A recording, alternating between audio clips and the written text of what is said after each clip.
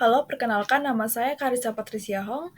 Di sini saya akan mempresentasikan mengenai pidana mati, juga pelanggaran HAM berat sebagai nilai UTS saya. Ya, dimulai dari definisi pidana mati. Apa sih pidana mati itu? Pidana mati atau hukuman mati adalah sebuah kebijakan hukum yang melegalkan suatu negara atau sistem hukum untuk menjatuhkan hukuman mati kepada pelaku tindakan kejahatan serius. Hukuman mati ini tidak dapat diterapkan di semua negara. Hukuman mati banyak ditentang oleh beberapa sistem atau organisasi yang ada di dunia. Hukuman mati ini sangat bertentangan dengan hak asasi manusia. Selanjutnya kita memasuki tujuan dan fungsi dari pidana mati atau hukuman mati ini. Yang pertama adalah hukuman balas dendam. Tujuan hukuman mati yang pertama adalah hukuman balas dendam.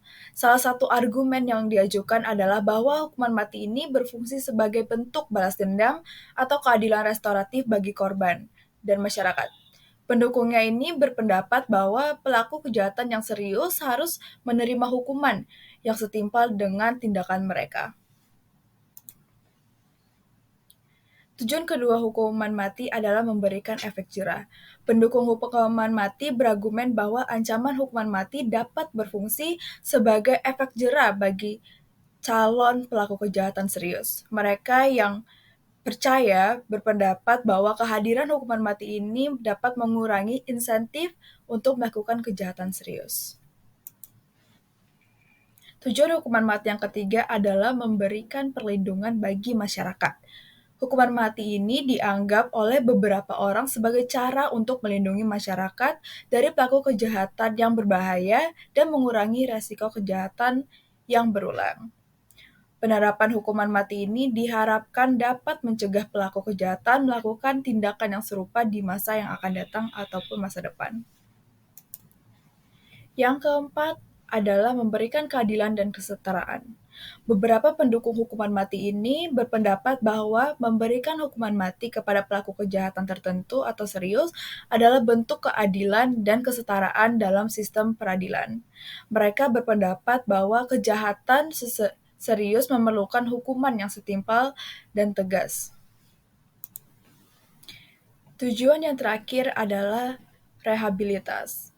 Argumen yang diajukan oleh beberapa pendukung hukuman mati adalah bahwa ada kasus di mana rehabilitas pelaku kejahatan dianggap tidak mungkin. Dalam pandangan mereka, hukuman mati menjadi satu-satunya cara atau pilihan yang memadai untuk melindungi masyarakat.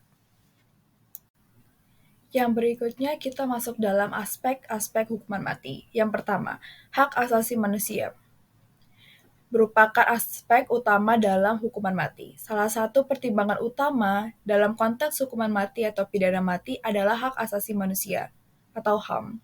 Beberapa pihak berpendapat bahwa hukuman mati melanggar hak dasar seseorang untuk hidup dan merupakan bentuk perlakuan kejam, tidak manusiawi atau merendahkan martabat manusia. Aspek hukuman mati yang kedua yaitu keabsahan hukum dan keadilan. Proses hukum yang adil dan transparan sangat penting dalam kasus hukuman mati atau pidana mati. Pihak yang didakwa harus memiliki akses yang memadai ke pembelaan dan adanya bukti yang kuat dan dapat dipercaya sebelum hukuman mati atau pidana mati diterapkan. Adanya risiko kesalahan atau penyalahgunaan hukum menjadi perhatian yang serius dalam konteks ini. Yang berikutnya adalah deterrence dan efektivitas. Salah satu argumen yang diajukan oleh pendukung pidana mati adalah bahwa hukuman tersebut memiliki efek jera dan dapat mencegah kejahatan yang serius. Namun efektivitas hukuman mati sebagai faktor pencegahan kejahatan masih menjadi perdebatan di kalangan akademisi dan ahli. Aspek hukuman mati yang keempat adalah perlakuan terhadap pelaku muda dan orang yang dengan penyakit mental. Terdapat pertimbangan khusus dalam menghukum mati pelaku yang masih di bawah umur atau mereka yang memiliki kondisi penyakit mental.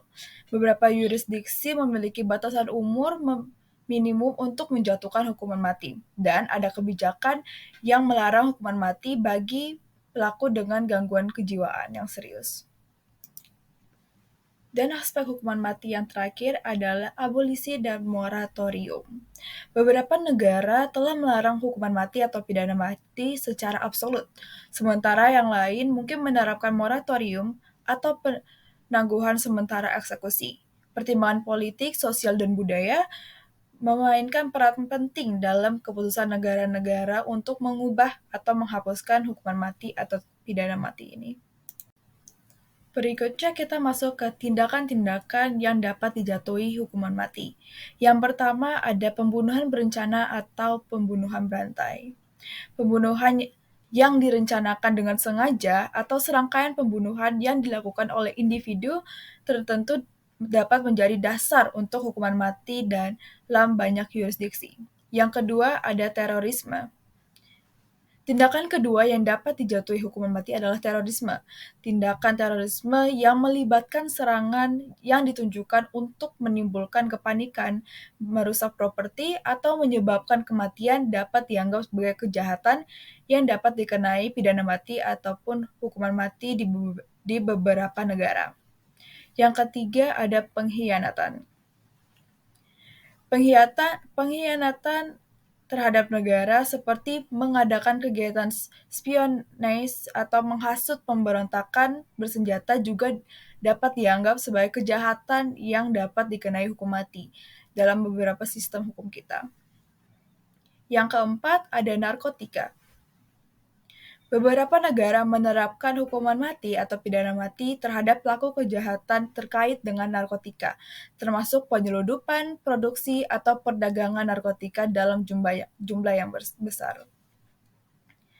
Yang terakhir ada kejahatan perang.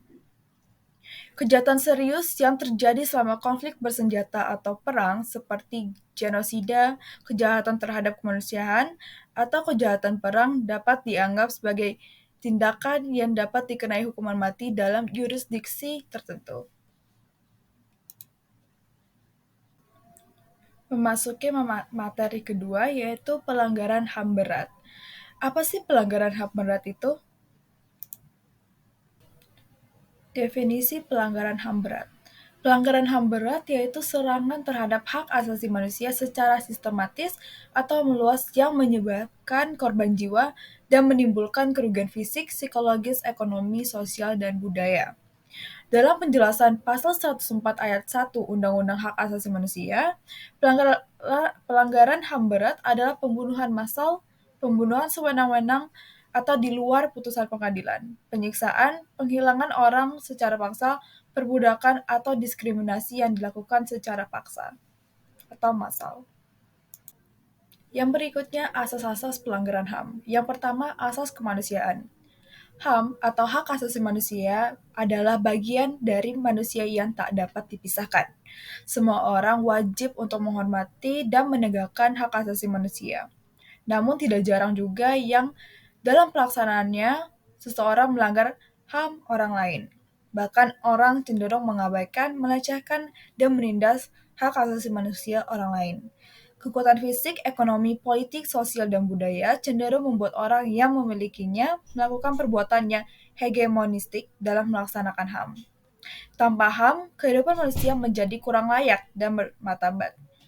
Asas kemanusiaan menjadi substansi dari HAM agar tidak merendahkan derajat dan martabat sebagai manusia. Penghinaan, penyiksaan, penghilangan, dan pembunuhan merupakan perbuatan yang melanggar HAM karena bertentangan dengan kemanusiaan. Pelanggaran terhadap kemanusiaan yang merendahkan harkat dan martabat manusia itu dapat dikategorikan pelanggaran HAM berat. Yang kedua ada asas legalitas. Asas legalitas ini akan lebih menjamin hak asasi manusia karena memiliki suatu kekuatan hukum yang tetap. Kepastian hukum membuat orang lebih mudah memahami HAM dan tidak menimbulkan interpretasi yang bermacam-macam. Asas legalitas ini menempatkan HAM yang menjadi salah satu dasar pembentukan supremasi hukum. Adanya asas legalitas ini memberikan legitimasi pada siapapun, baik warga negara maupun penyelenggara negara untuk menghormati dan melindungi hak asasi manusia. Yang berikutnya ada asas ekualitas. Keadilan sebagai asas ekualitas dalam melaksanakan HAM tidak dapat diabaikan begitu saja. Keadilan justru menjadi sesuatu yang esensial dalam pelaksanaan HAM. Keadilan telah diperjuangkan manusia sejak lama. Segala bentuk penindasan akan bertentangan dengan keadilan. HAM tanpa keadilan akan kehilangan jati dirinya. Yang terakhir ada asas sosiokultural. Kehidupan sosiokultural masyarakat perlu diperhatikan dalam pengembangan HAM. Pendidikan HAM bagi warga negara, khususnya warga sekolah, diarahkan untuk meningkatkan kualitas kehidupan yang semakin berbudaya. Asas sosiokultural ini makin penting agar HAM atau hak asasi manusia yang disebarluaskan dari bangsa lain tidak bertentangan dengan kehidupan budaya bangsa Indonesia. Jangan sampai HAM itu membuat masyarakat menjadi tercabut dari akar budaya setempat yang teistik religius. Yang berikutnya adalah bentuk-bentuk pelanggaran HAM berat. Di Indonesia, bentuk pelanggaran HAM berat meliputi yang pertama kejahatan genosida. Kejahatan genosida yaitu setiap perbuatan yang dilakukan dengan maksud untuk menghancurkan atau memusnahkan seluruh atau sebagian kelompok bangsa, ras, kelompok etnis, kelompok agama dengan cara yang pertama membunuh anggota kelompok, yang kedua mengakibatkan penderitaan fisik atau mental yang berat terhadap anggota-anggota kelompok, yang ketiga menciptakan kondisi kehidupan kelompok yang akan mengakibatkan kemusnahan secara fisik baik seluruh atau sebagiannya. Berikutnya yaitu memaksakan tindakan-tindakan yang bertujuan mencegah kelahiran di dalam kelompok. Dan yang terakhir, memindahkan secara paksa anak-anak dari kelompok tertentu ke kelompok lain. Yang kedua ada kejahatan terhadap kemanusiaan, yaitu salah satu perbuatan yang dilakukan sebagai bagian dari serangan yang meluas dan sistematik yang diketahui bahwa serangan itu ditunjukkan secara langsung terhadap penduduk sipil berupa pembunuhan, pemusnahan, perbudakan, pengusiran atau pemindahan penduduk secara paksa, perampasan kemerdekaan atau perampasan kebebasan fisik lain secara sewenang-wenang yang melanggar asas-asas ketentuan pokok hukum internasional.